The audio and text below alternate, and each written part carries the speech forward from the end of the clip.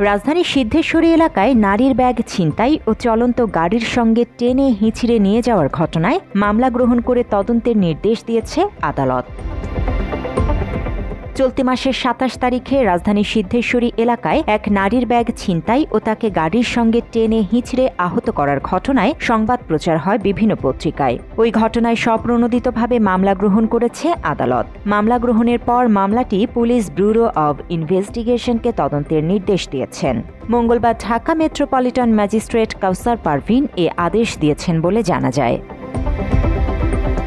মাত্র ৩০% টাকায় জমির মালিক হয়ে নতুন বাংলাদেশের গড়ে তোলার স্বপ্ন দেখা বাংলা বসতি। খোঁজ নিয়ে আরও জানা যায়, পত্রিকায় প্রকাশিত সংবাদের ভিত্তিতে ফৌজদারি কার্যবিধি অনুযায়ী মামলাটি গ্রহণ করে পিবিআইকে তদন্তের নির্দেশ দিয়েছেন বিচারক কাউসার পারভিন। আগামী ২০ জুলাই পিবিআইকে এই মামলার প্রতিবেদন দাখিল করতে আদেশ দিয়েছেন তিনি।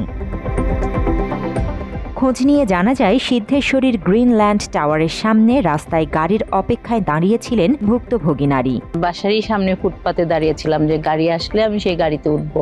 সে সময় একটা সাদা প্রাইভেট কার তার পাশাপাশি দাঁড়িয়ে তার হাতে থাকা ভ্যানিটি ব্যাগ ছিনিয়ে নেয়। ব্যাগের বেল্ট তার হাতের সাথে শক্তভাবে পেঁচিয়ে থাকায় তিনি সে সময় গাড়ির সাথে ছেঁচড়িয়ে কিছু দূরে চলে যায়। এই ঘটনায় তিনি গুরুতর আহত হন।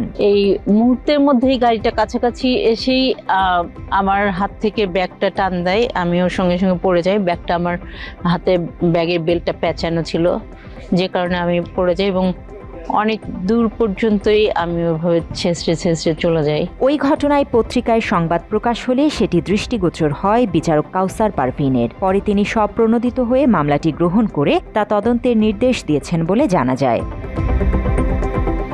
জান্নাতুল ফেরদৌস তমা, বাংলা এডিশন।